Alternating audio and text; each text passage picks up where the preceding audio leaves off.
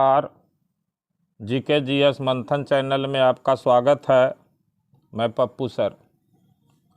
आज BPSC TRE teachers recruitment exam 3 जो परीक्षा कैंसिल हो गई, उसका फिर से पुनर्परीक्षा जल्द ही होने की संभावना है। टीआरई 3 से संबंधित 80 प्रश्नों का जीके एंड जीएस का वीडियो प्रस्तुत किया जा रहा है। 1 नंबर प्रश्न है, जैन धर्म का सबसे महत्वपूर्ण मौलिक सिद्धांत है। A कर्म, B अहिंसा, C वैराग्य, D निष्ठा। इसका सही उत्तर है B अहिंसा। जैन धर्म में सबसे ज़्यादा बल अहिंसा पर दिया गया है। जैन धर्म के 5 महाव्रत में एक सत्य, दूसरा अहिंसा, तीसरा अस्तेय, चौथा अपरिग्रह और 5वां ब्रह्मचर्य है, जिसमें सर्वाधिक बल अहिंसा को दिया गया है। 2 नंबर प्रश्न है, निम्न में से किस शासक के दरबार में बहुत से विद्वानों को नवरत्न के रूप में अलंकृत किया गया था? A चंद्रगुप्त द्वितीय, B Samudragupta, C Srigupta, D इनमें से कोई नहीं। तो इसका सही उत्तर है A चंद्रगुप्त द्वितीय, जिनको चंद्रगुप्त द्वितीय विक्रमादित्य भी कहते हैं। चंद्रगुप्त द्वितीय विक्रमादित्य हैं, ये गुप्त वंश के राजा थे और इन्हीं के दरबार में जो है वो 9 रत्न अन्य 9 क्षेत्र के अलग अलग विद्वान निवास करते थे। इसके अलावे मुगल सम्राट अकबर के समय में भी नवरत्न निवास करते थे। प्रश्न संख्या 3 है, दिल्ली सल्तनत के निम्नलिखित राजवंशों में से किसने सबसे कम अवधि तक शासन किया? A Khilji, B Lodi, C Syed, D Tughlaq. तो इसका सही उत्तर है A खिलजी वंश जो है दिल्ली सल्तनत के 5 राजवंशों में से सबसे कम समय तक शासन किया। ये 1290 ईस्वी से लेकर 1320 ईस्वी यानी कुल 30 वर्ष तक दिल्ली सल्तनत पर खिलजी राजवंश का शासन रहा। प्रश्न संख्या 4 है, डलहौजी ने भारत में ब्रिटिश साम्राज्य के लिए डैश अवध को कब्जे में लिया?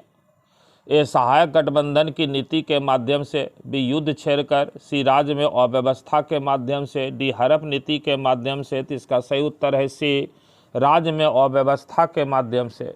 1856 ईस्वी में गवर्नर जनरल लॉर्ड डलहौजी ने अवध में कुशासन का आरोप लगा करके, यानी कि राज्य में अव्यवस्था का आरोप लगा करके अवध को अंग्रेजी राज्य में विलय कर लिया। इस समय अवध के नवाब बाजिद अली शाह थे। प्रश्न संख्या 5 है, हड़प्पा के एक बंदरगाह का नाम लिखिए। A Lothal, B Nagapattinam, C महास्नानगढ़, D सिकंदरिया। तो इसका सही उत्तर है A लोथल। हड़प्पा का एक बंदरगाह नगर था जो गुजरात में ये लोथल बंदरगाह है, भोगबा नदी के किनारे। प्रश्न संख्या 7 है, बंगाल में डैश आंदोलन के दौरान तिरंगा झंडा लाल, हरा और पीला डिजाइन किया गया था? A खिलाफत, B सविनय अवज्ञा, C स्वदेशी, D डांडी मार्च। तो इसका सही उत्तर है C स्वदेशी आंदोलन 1905 ईस्वी के दौरान जो बंगाल विभाजन के विरोध में प्रारंभ किया गया था। इस दौरान बंगाल में जो है लाल, हरा और पीला नाम का तिरंगा झंडा का डिजाइन किया गया था। प्रश्न संख्या 7 है, खलीफा की अस्थायी शक्तियों की रक्षा के लिए मार्च डैश में बॉम्बे में एक खिलाफत समिति का गठन किया गया था। A 1919, B 1931, C 1909, D 1930। तो इसका सही उत्तर है A 1919 ईस्वी में बम्बई में ऑल इंडिया खिलाफत कमेटी का गठन किया गया था। प्रश्न संख्या 8 है, निम्नलिखित में से किनके द्वारा 1857 की क्रांति की शुरुआत की गई थी? A सिपाहियों, B बगान श्रमिकों, C किसानों, D जमींदारों। तो इसका सही उत्तर है A सिपाहियों, यानी कि अंग्रेजी ईस्ट इंडिया कंपनी में तैनात भारतीय सिपाहियों ने 1857 की क्रांति की शुरुआत की थी। 9 नंबर प्रश्न है, निम्नलिखित में कौन सी घटना की प्रतिक्रिया में भारत छोड़ो आंदोलन चलाया गया था? A cabinet mission plan, B Wavell plan, C Simon commission report, D Cripps mission की विफलता। तो इसका सही उत्तर है D जो है भारत छोड़ो आंदोलन जो है क्रिस मिशन की विफलता के कारण, क्योंकि क्रिस मिशन भारत में 1942 ईस्वी में आए थे और इनके विफल हो जाने के कारण 1942 ईस्वी में ही भारत छोड़ो आंदोलन प्रारंभ किया गया था। प्रश्न संख्या 10 है, निम्नलिखित में से किस राजवंश ने एलोरा में कैलाशनाथ मंदिर के निर्माण में सहयोग प्रदान किया?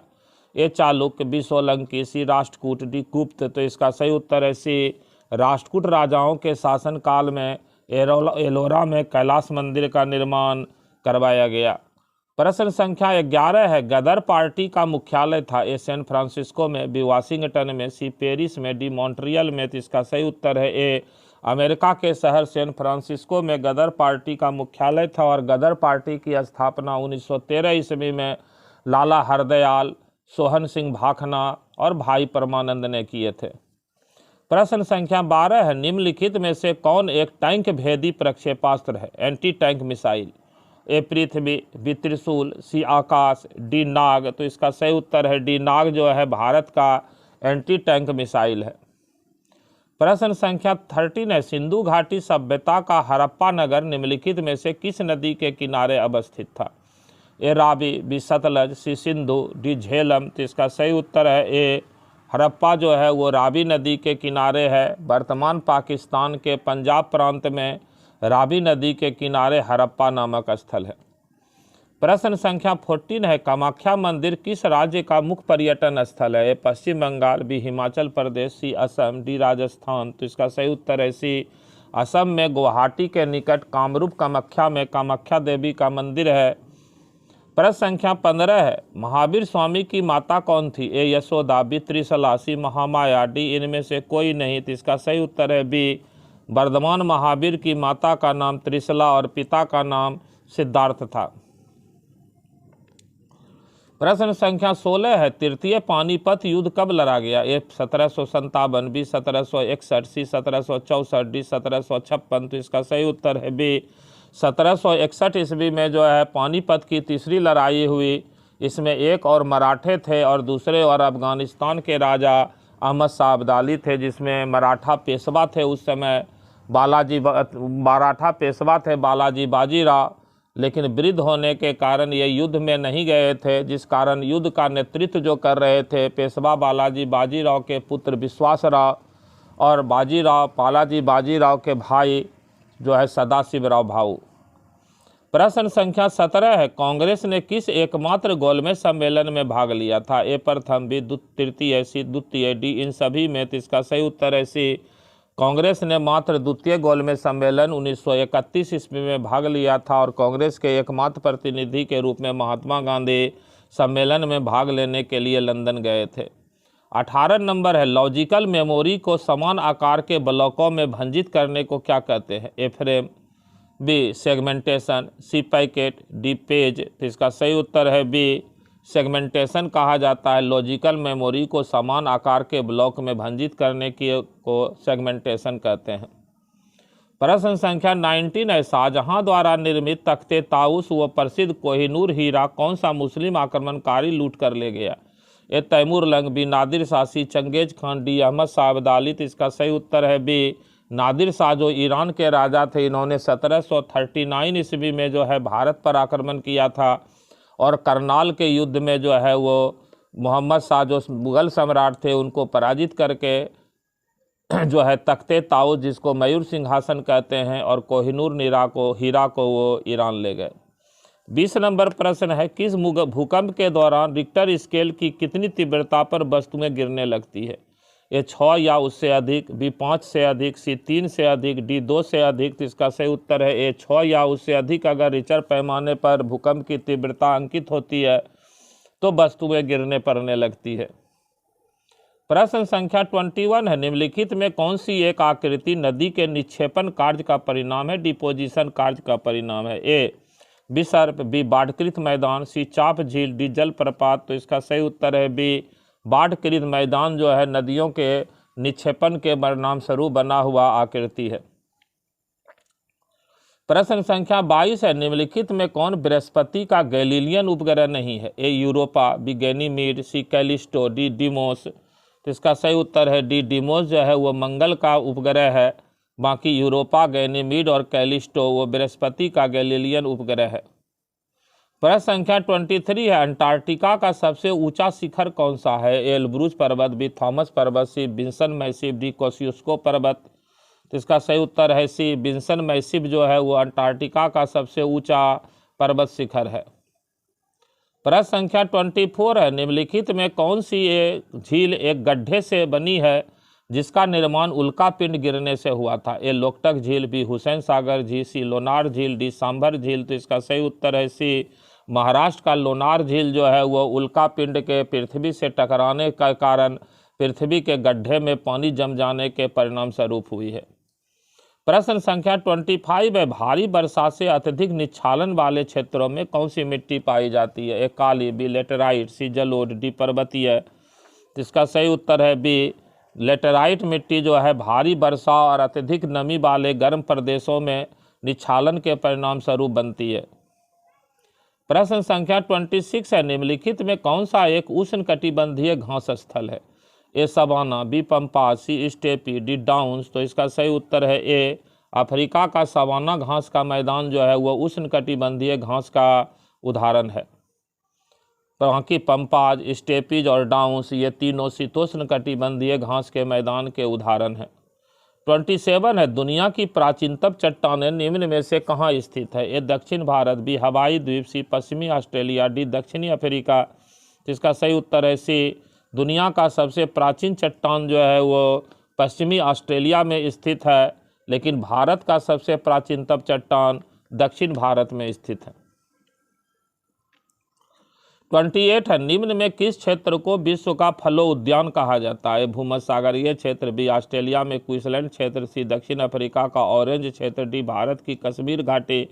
तो इसका सही उत्तर है ए, भूमध्यसागरीय क्षेत्र जो है वो विश्व का फलोद्यान कहलाता है और भूमध्यसागर के आसपास के चारों ओर के क्षेत्र में ही भूमध्यसागरीय जलवायु पाई जाती है और यह जलवायु प्रदेश रसदार फलों के लिए दुनिया में विख्यात है। प्रश्न संख्या 29 है, कि संविधान संशोधन में पंचायती राज संस्थाओं को संवैधानिक स्थिति प्रदान की गई? ए 93, बी 44, सी 42, डी 73। तो इसका सही उत्तर है डी 73। संविधान संशोधन अधिनियम 1993 ईस्वी के द्वारा पंचायती राज संस्थाओं को संवैधानिक मान्यता प्रदान की गई। प्रश्न संख्या 30 है, मृत्यु दंड के मामले में क्षमा देने का अधिकार किसे है? ए प्रधानमंत्री, बी राष्ट्रपति, सी मुख्य न्यायाधीश, डी भारत के महान्यायवादी। तो इसका सही उत्तर है बी, राष्ट्रपति को संविधान के अनुच्छेद 72 के तहत, अनुच्छेद 72 के तहत राष्ट्रपति को जो है वो मृत्यु दंड की सज़ा को माफ़ करने का अधिकार प्राप्त है। प्रश्न संख्या 31 है, बाल विहार प्रणाली के संस्थापक कौन थे? ए मॉन्टेसरी, बी फ्रोबेल, सी थॉर्नडाइक, डी पर्सी नन। तो इसका सही उत्तर है बी, फ्रोबेल जो है वो बाल विहार यानी किंडरगार्टन स्कूली पद्धति के संस्थापक थे फ्रोबेल। प्रश्न संख्या 32 है, शून्यकाल का अर्थ क्या है? ए जब विपक्ष का प्रस्ताव मान लिया जाए, बी जब कोई अति महत्वपूर्ण विषय चर्चा के लिए उठाया जाए, सी सुबह और दोपहर के सत्र के मध्य का अंतराल, डी जब धन विधेयक लोकसभा में पेश किया जाए। इसका सही उत्तर है बी, जब कोई अति महत्वपूर्ण विषय चर्चा के लिए उठाया जाता है। पहले शून्यकाल जो है संसद भवन में, संसद के दोनों सदनों में दोपहर के 12 से 1 बजे के बीच चलता था, लेकिन अब जो है इसके समय को बदल करके दोपहर के 1 से 2 बजे के बीच कर दिया गया है। प्रश्न संख्या 33 है, मुख्य घाटी यानी साइलेंट वैली कहाँ स्थित है? ए केरल, बी बिहार, सी महाराष्ट्र, डी त्रिपुरा। तो इसका सही उत्तर है ए, केरल में साइलेंट वैली है और साइलेंट वैली दुनिया में सबसे अधिक जैव विविधता यानी बायोडाइवर्सिटी वाला क्षेत्र है। 34 है, केंद्र में संघ कार्यपालिका में निम्न में कौन होते हैं? ए राष्ट्रपति, बी उपराष्ट्रपति, सी लोकसभा अध्यक्ष, डी प्रधानमंत्री। तो इसका सही उत्तर है बी, ए बी और डी। राष्ट्रपति, उपराष्ट्रपति और प्रधानमंत्री जो है वो संघीय कार्यपालिका में शामिल होते हैं। 35 है, किसी व्यक्ति को भारत के एक नागरिक के रूप में मान्यता प्रदान करना भारत के संविधान के डैश के अधीन है? ए अनुच्छेद 12 से 14, बी अनुच्छेद 1, सी अनुच्छेद 5 से 11, डी अनुच्छेद 2 से 4। तो इसका सही उत्तर है सी, संविधान के भाग 2 में अनुच्छेद 5 से लेकर अनुच्छेद 11 तक में जो है नागरिकता संबंधी प्रावधान किए गए हैं। 36 नंबर प्रश्न है, जब संविधान को पहली बार अपनाया गया था तब इसमें कितने अनुच्छेद थे? ए 440, बी 395, सी 375, डी 415। तो इसका सही उत्तर है बी। 26 जनवरी 1950 ईस्वी को जब संविधान लागू हुआ उस समय संविधान में 395 अनुच्छेद थे। 37 नंबर प्रश्न है, लोकसभा की कितने सीटें अनुसूचित जाति के लिए आरक्षित है? एससी के लिए ए 62, बी 76, सी 47, डी 84। तो इसका सही उत्तर है डी। लोकसभा में शेड्यूल कास्ट यानी अनुसूचित जनजाति के लिए 84 सीट आरक्षित है। प्रश्न संख्या 38 है, भारत में निम्नलिखित में से किस प्रकार के वन का सबसे बड़ा क्षेत्र है? ए हिमालय नम शीतोष्ण वन, बी उप उष्णकटिबंधीय शुष्क सदाबहार वन, सी उष्णकटिबंधीय नम पर्णपाती वन, डी उष्णकटिबंधीय गीला सदाबहार वन। तो इसका सही उत्तर है सी, उष्णकटिबंधीय नम पर्णपाती वन जो है भारत में सबसे ज़्यादा पाया जाता है। प्रश्न संख्या 39 है, वर्ष 1991 के आर्थिक सुधारों के द्वारा निम्न में से किस समस्या की ओर ध्यान दिया गया था? ए भारतीय रुपये का मूल्यह्रास, बी विदेशी मुद्रा भंडार में संकट, सी आर्थिक नीति में असफलता, डी उपर्युक्त सभी। इसका सही उत्तर है बी, विदेशी मुद्रा भंडार में संकट के कारण ही 1991 ईस्वी में आर्थिक सुधार यानी जो है नई आर्थिक नीति या आर्थिक उदारीकरण की नीति प्रारंभ की गई थी। प्रश्न संख्या 40 है, हॉलमार्क लोगों का उपयोग निम्न में से किसके लिए होता है? ए कृषि उत्पाद, बी इलेक्ट्रॉनिक वस्तुएं, सी विद्युत वस्तुएं, डी जेबर। तो इसका सही उत्तर है डी, जो गोल्ड जेबर है, सोना का जेबर के लिए या कीमती धातुओं के जेबर के लिए हॉलमार्क का इस्तेमाल किया जाता है, उसकी गुणवत्ता को प्रदर्शित करने के लिए। 41 नंबर प्रश्न है, डैश वे आदर्श हैं जिन्हें राज्य को नीतियों का निर्माण करते समय ध्यान में रखना चाहिए? ए मौलिक अधिकार, बी समाजवाद, सी गांधीवादी सिद्धांत, डी राज्य के नीति निर्देशक सिद्धांत। तो इसका सही उत्तर है डी, राज्य के नीति निर्देशक सिद्धांत, जिनकी चर्चा संविधान के भाग 4 में अनुच्छेद 36 से लेकर 51 तक में है। प्रश्न संख्या 42 है, कोई भी कंपनी एक सरकारी कंपनी है यदि उसमें कम से कम डैश प्रदत्त पूंजी सरकार के अधिकार में होती है? ए 51%, बी 50%, सी 25%, डी 49%। इसका सही उत्तर है ए 51%। अगर किसी भी कंपनी में 51 या उससे अधिक % का हिस्सेदारी जिस भी व्यक्ति के पास होगा, चाहे वो सरकार का होगा तो उसका मालिक सरकार होगा, और अगर किसी एक व्यक्ति के पास होगा तो उसका मालिक वह व्यक्ति होगा। 51 या उससे अधिक का शेयर जिनके पास होगा उन्हीं के पास मालिकाना हक होगा। 43 है, नई आर्थिक नीति को सामान्यतः विकास के डैश मॉडल के रूप में जाना जाता है? ए CNG, बी LNG, सी LPG, डी PNG। तो इसका सही उत्तर है सी, नई आर्थिक नीति जो 1991 ईस्वी में प्रधानमंत्री PV नरसिंह राव और वित्त मंत्री डॉक्टर मनमोहन सिंह के समय में शुरू किया गया, उसको हम लोग LPG कहते हैं। L से हो गया लिबरलाइजेशन, P से हो गया प्राइवेटेशन और G से हो गया ग्लोबलाइजेशन। प्रश्न संख्या 44 है, जो वन चक्रवातों के अवरोधकों का कार्य करते हैं वे वन कौन से हैं? ए मैनग्रोव वन, बी अल्पाइन वन, सी मानसून वन, डी सदाबहार वन। तो इसका सही उत्तर है बी, अल्पाइन वन जो है वो चक्रवात के अवरोधक के रूप में कार्य करते हैं। 45 है, निम्नलिखित में कौन सा जैव निम्नीकरणीय है? ए प्लास्टिक, बी पॉलीथीन, सी पारा, डी रबर। तो इसका सही उत्तर है डी, रबर जो है वो बायोडिकम्पोजर है, यानी कि अपने आप प्रकृति में जैव के द्वारा नष्ट हो जाता है। प्लास्टिक, पॉलीथीन और पारा ये जैव निम्नीकरण नहीं है। प्रश्न संख्या 46 है, वायु प्रदूषण को कम किया जा सकता है? ए वृक्षों द्वारा, बी मछलियों द्वारा, सी जंतुओं द्वारा, डी सूर्य के प्रकाश के द्वारा। तो इसका सही उत्तर है सी, वृक्ष को अधिक लगा करके यानी वनरोपण के द्वारा या वृक्षारोपण के द्वारा वायु प्रदूषण को कम किया जा सकता है। प्रश्न संख्या 47 है, मरुस्थलीय पौधों की जड़ें मांसल होती है, इसका प्रमुख कारण है? ये मरुस्थलीय पौधों की यह विशेषता होती है। बी मरुस्थलीय पौधे विशाल होते हैं, अतः उन्हें सहारा प्रदान करने के लिए जड़ें तथा तने मांसल युक्त होती है। सी खाद्य पदार्थों का संग्रह करने के कारण जलें मांसलदार होती है। डी उपर्युक्त सभी कथन सही है। तो इसका सही उत्तर है सी खाद्य पदार्थों का संग्रह करने के कारण जलें मांसलदार होती है और साथ में ये जल को जमीन के अंदर से ज़्यादा गहराई से प्राप्त करने के लिए इनकी जड़ें लंबी भी होती है। प्रश्न संख्या 48 है, सीएफसी या क्लोरोफ्लोरोकार्बन का उत्सर्जन स्रोत क्या है? ए मोटर वाहन, बी रेफ्रिजरेटर, सी वायुयान, डी ताप बिजली संयंत्र। तो इसका सही उत्तर है बी रेफ्रिजरेटर, जिसको फ्रिज कहते हैं, साथ में एयर कंडीशनर। ये सबसे बड़ी संख्या में जो है क्लोरोफ्लोरोकार्बन यानी सीएफसी गैस का उत्सर्जन होता है। 49 है, क्षेत्रफल के हिसाब से भारत का सबसे छोटा राज्य कौन सा है? ए गोवा, बी कश्मीर, सी पंजाब, डी तेलंगाना। तो इसका सही उत्तर है ए क्षेत्रफल की दृष्टि से गोवा जो है भारत का सबसे छोटा राज्य है।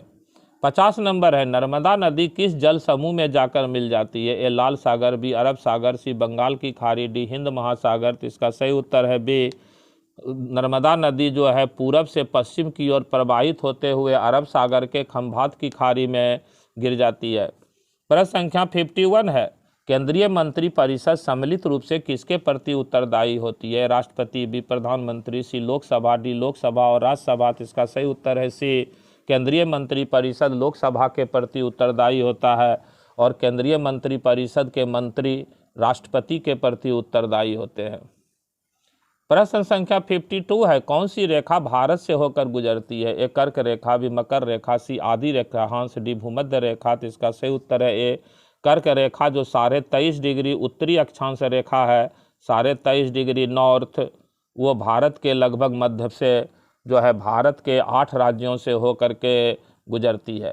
53 नंबर प्रश्न है, आईने अकबरी के रचयिता कौन है? ए अकबर, बी टोडरमल, सी तानसेन, डी अबुल फजल। तो इसका सही उत्तर है डी अबुल फजल, जो अकबर के दरबार के नवरत्न थे, उन्होंने ही आईने अकबरी नामक पुस्तक की रचना की। प्रश्न संख्या 54 है, निम्नलिखित में कौन सी एक शास्त्रीय भाषा नहीं है? ए तमिल, बी तेलुगु, सी मलयालम, डी हिंदी। तो इसका सही उत्तर है डी हिंदी को क्लासिकल लैंग्वेज का दर्जा नहीं है। साउथ इंडिया का ये 3 भाषा तमिल, मलयालम और तेलुगु, इसको जो है क्लासिकल यानी शास्त्रीय भाषा का दर्जा प्राप्त है। 55 है, मिशन इंद्रधनुष के तहत बच्चों को कितने टीके लगाए जाने का प्रावधान है? ए 7, बी 5, सी 6, डी 10। तो इसका सही उत्तर है ए 7। इंद्रधनुष में 7 रंग होता है और इसको समझने के लिए जो है 7 टीका बच्चों को जो है मिशन इंद्रधनुष के तहत लगाया जा रहा है। 56 नंबर है, इन पंडित रविशंकर किस वाद्य यंत्र से संबंधित हैं? ए वायलिन, बी शहनाई, सी सितार, डी बीना। तो इसका सही उत्तर है सी पंडित रविशंकर जो है महान सितार वादक हैं। 57 है, किस देश को मध्य रात्रि के सूर्य का देश कहा जाता है? पाकिस्तान, बी भारत, सी नॉर्वे, डी मलेशिया। तो इसका सही उत्तर है सी नॉर्वे, जो 66.5 डिग्री जो है 66.5 डिग्री नॉर्थ के पास में है। इसी को हम लोग जो है वो मध्य रात्रि के सूर्य का देश कहते हैं। प्रश्न संख्या 58 है, एक्स बॉक्स का संबंध किससे है? ए उपग्रह से, बी हवाई जहाज से, सी हेलीकॉप्टर से, डी वीडियो गेम्स से। तो इसका सही उत्तर है डी एक्स बॉक्स जो है वो वीडियो गेम से है, जबकि ब्लैक बॉक्स जो है वो हवाई जहाज से संबंधित है। 59 है, भारतीय नौसेना का मुख्यालय स्थित है? ए मुंबई में, बी नई दिल्ली में, सी विशाखापत्तनम में, डी चेन्नई में। तो इसका सही उत्तर है बी भारतीय नौसेना यानी इंडियन नेवी का जो है हेडक्वार्टर नई दिल्ली में स्थापित है। 60 नंबर प्रश्न है, नीली क्रांति का संबंध किससे है? ए जल संरक्षण से, बी जलापूर्ति से, सी जल प्रदूषण से, डी मछली उत्पादन से। तो इसका सही उत्तर है डी मछली उत्पादन को बढ़ाने के लिए नीली क्रांति प्रारंभ किया गया है। प्रश्न संख्या 61 है, यदि टी समयावधि की एक तरंग जो है यू वेग के साथ संचारित होती है तो तरंग दैर्घ्य होगी टी बटे भी, बी भी टी, सी 1/vt, डी v/t। तो इसका सही उत्तर हो जाएगा बी vt। प्रश्न संख्या 62 है, यदि पानी तथा कांच के परम अपवर्तनांक क्रमशः 5/3 तथा 3/2 हो तो पानी के सापेक्ष कांच का अपवर्तनांक होता है? ए 8/9, बी 9/10, सी 4/3, डी 3/4। तो इसका सही उत्तर हो जाएगा बी 9/10। प्रश्न संख्या 63 है, दो चुंबकीय बल रेखाएं ए चुंबक की स्थिति के अनुसार एक दूसरे को काटती है, बी उदासीन बिंदु पर एक दूसरे को काटती है, सी एक दूसरे को कभी नहीं काट सकती, डी उत्तरी या दक्षिणी ध्रुवों के निकट काटती है। तो इसका सही उत्तर है सी, एक दूसरे को कभी नहीं काट सकती। दो चुंबकीय बल रेखाएं जो है वो कभी भी एक दूसरे को नहीं काट सकती है। प्रश्न संख्या 64 है, वायु में ध्वनि का वेग किस पर निर्भर नहीं करता है? ए वायु का घनत्व, बी वायु का ताप, सी वायु का दबाव, डी वायु की आर्द्रता। तो इसका सही उत्तर है सी, वायु के दाब का ध्वनि के वेग पर जो है कोई प्रभाव नहीं पड़ता है, बाकी वायु का घनत्व का, वायु के ताप का और वायु का आर्द्रता का ध्वनि के चाल पर, ध्वनि के वेग पर प्रभाव पड़ता है। 65 नंबर है, ब्यूटेन का आणविक द्रव्यमान है ए 54, बी 56, सी 58, डी 60। तो इसका सही उत्तर है सी जो है 58। ब्यूटेन का आणविक द्रव्यमान जो है वो 58 है। 66 नंबर है, न्यूनतम अभिक्रियाशील धातु कौन सी है? A silver, B iron, C copper, D gold. तो इसका सही उत्तर है डी गोल्ड जो है इन चारों में सबसे कम अभिक्रियाशील धातु है। 67 है, कोयले के भंजक आसवन से निम्नलिखित में से क्या प्राप्त नहीं होता? ए कोल गैस, बी पेट्रोलियम, सी अमोनियामय द्रव, डी कोल तार। तो इसका सही उत्तर है बी, पेट्रोलियम जो है वो कोयले के भंजक आसवन से प्राप्त नहीं होता है। कोल गैस की प्राप्ति होती है, अमोनियामय द्रव बनता है और कोलदार बनता है। 68 नंबर प्रश्न है, SO2 का जलीय विलयन है ए अम्लीय, बी क्षारीय, सी उदासीन, डी उभयधर्मी। इसका सही उत्तर है ए, SO2 का जो है वो जलीय विलयन जो है वो अम्लीय है। 69 है, पौधे में एघा कैम्बियम का मुख्य कार्य है ए खाद्य पदार्थों का स्थानांतरण, बी जल का स्थानांतरण, सी टूटे फूटे की मरम्मत करना, डी वाष्पोत्सर्जन में सहायक। तो इसका सही उत्तर है ए, खाद्य पदार्थों का स्थानांतरण करना जो है ये कैम्बियम यानी घेघा का मुख्य कार्य है पौधे में। प्रश्न संख्या 70 है, 70 नंबर, शैवाल और कवक के परस्पर सहयोग से बने सहजीवी पौधे हैं ए रिक्सिया, बी लाइकेन, सी मार्केसिया, डी फ्यूनेरिया। तो इसका सही उत्तर है बी, लाइकेन जो है वो शैवाल और कवक के परस्पर सहयोग से बना हुआ सहजीवी पौधा है। प्रश्न संख्या 71 है, बीमारी फैलाने वाले एजेंट को क्या कहते हैं? ए एमाइलेज, बी सिक्रेटिन, सी प्रोलैक्टिन, डी पैथोजेन। तो इसका सही उत्तर है डी पैथोजेन। बीमारी फैलाने वाले जो एजेंट हैं उनको पैथोजेन कहा जाता है। 72 नंबर है, पितृस्थ अंकुरन विशेषता है ए जलीय पौधों की, बी पर्वतस्थलीय पौधों की, सी मैंग्रोव पौधों की, डी झाड़ियों की। तो इसका सही उत्तर है सी, मैंग्रोव पौधों की विशेषता है पितृस्थ अंकुरन। प्रश्न संख्या 73 है, जल में घुलनशील विटामिन का युग्म है ए बी और सी, बी ए और ई, डी डी और के, डी ए और डी। तो सही उत्तर है इसका बी और सी। जल में जो है घुलनशील विटामिन बी और सी है और बसा यानी फैट में ए, डी, ई और के जो है वो बसा में घुलनशील विटामिन है। 74 नंबर प्रश्न है, निम्नलिखित में कौन सा प्रोटीन नहीं है? ए हिपेरिन, बी कीरेटिन, सी फाइब्राइन, डी एल्बुमिन। तो इसका सही उत्तर है ए, हिपेरिन जो है वो प्रोटीन नहीं है, बाकी कीरेटिन, फाइब्राइन और एल्बुमिन ये प्रोटीन का उदाहरण है। 75 है, एस्कॉर्बिक अम्ल युक्त आहार निम्न में से किस रोग से बचाता है? ए रिकेट्स, बी पेलेग्रा, सी स्कर्बी, डी बेरी। तो इसका सही उत्तर है सी, स्कर्बी रोग से बचाता है। विटामिन सी की कमी से स्कर्बी होता है और विटामिन सी में एस्कॉर्बिक एसिड पाया जाता है। 76 है, बिहार में किस स्थान से सर्वप्रथम नवपाषाणकालीन पुरावशेष प्राप्त हुए थे? ए पूर्णिया, बी मधुबनी, सी चिरांद, डी बोधगया। तो इसका सही उत्तर है सी, चिरांद जो है वो बिहार के सारण जिले यानी छपरा जिला में ये जगह है चिरांद, जो नवपाषाणकालीन स्थल है और यहीं से बिहार में पहला बार नवपाषाणकालीन स्थल का पता चला था। प्रश्न संख्या 77 है, बिहार विधानसभा के प्रथम अध्यक्ष कौन थे? ए राजीव रंजन प्रसाद सिंह, बी रामदयालु सिंह, सी अब्दुल गफूर, डी भोला पासवान शास्त्री। इसका सही उत्तर है बी, बिहार विधानसभा के प्रथम अध्यक्ष रामदयालु सिंह बने। 78 नंबर है, निम्नलिखित में से कौन बिहार विधान परिषद के प्रथम सभापति चुने गए थे? ए राजीव रंजन प्रसाद सिंह, बी डॉक्टर श्री कृष्ण सिंह, सी महामाया प्रसाद सिन्हा, डी जयराम दास दौलत राम। तो इसका सही उत्तर है ए राजीव रंजन प्रसाद सिंह बिहार विधान परिषद के पहले सभापति बने थे। प्रश्न संख्या 79 है, बिहार में गंगा नदी निम्नलिखित में से किस जिले से होकर नहीं बह जाती है? ए सीवान से, बी सारण से, सी भोजपुर से, डी पटना से। तो इसका सही उत्तर है सीवान से गंगा नदी बिहार में प्रवाहित नहीं होती है। बिहार के 12 जिलों से गंगा नदी प्रवाहित होती है। और इस वीडियो का अंतिम प्रश्न है 80 नंबर, बिहार में गंगा नदी निम्नलिखित में से किस जिले से राज्य में प्रवेश करती है? ए बक्सर से, बी भोजपुर से, सी सीवान से, डी पटना से। तो इसका सही उत्तर है बी भोजपुर जिला में जो है बिहार में गंगा नदी जो है वो बक्सर जिला से बिहार में प्रवेश करती है। उत्तर प्रदेश से गंगा नदी जो बिहार आती है वो बक्सर जिला में प्रवेश करती है। इस वीडियो में इतना ही। जय हिंद, जय भारत, नमस्कार।